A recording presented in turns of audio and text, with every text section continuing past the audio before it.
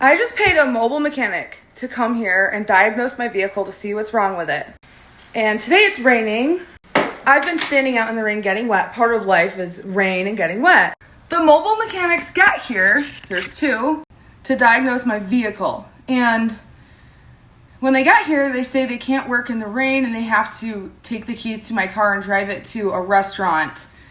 They said there's a restaurant up the street where they can park under the carport area and diagnose my vehicle there. So I explained the whole purpose of getting a mobile mechanic was to circumvent getting a tow truck because I don't feel my car is safe to drive. It's overheating, there's something wrong with it, it could explode. They said it'll be fine to drive it just for a couple minutes up the street to a restaurant so they can work out of the rain.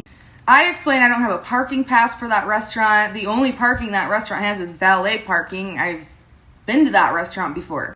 And so they say it'll be fine, trust me. You already trusted us to come here. That's why you paid a deposit. So let us take your vehicle to the restaurant. And I said, no, I'm not comfortable with that. Can you just come back later when it's not raining? They said no. And then they did this is what got me, because I'm not even that dumb. I said, well, can you see if my car has coolant in it? And then maybe you can leave and come back and put coolant in it. Maybe that was the issue. So he opens the hood, looks at it, and just says, yeah, there's coolant. It's kind of low, but you have coolant. How do you know how much coolant I have just by looking at it?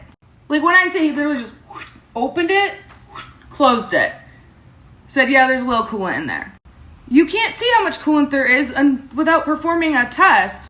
So anyway, he says he has a diagnostic machine and all that stuff if he drives my car to a restaurant, and I said no.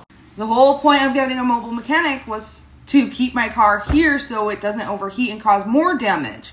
So I said, I'll just reschedule. And he said, well, that might not be until Sunday or Monday. We have a really busy schedule. And I said, okay, thank you. And they left.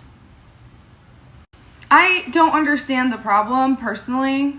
I almost thought about how I can get in the car and sit with them and drive to the restaurant, but I don't want my car to get even more damaged. That's the whole point of getting a mobile mechanic.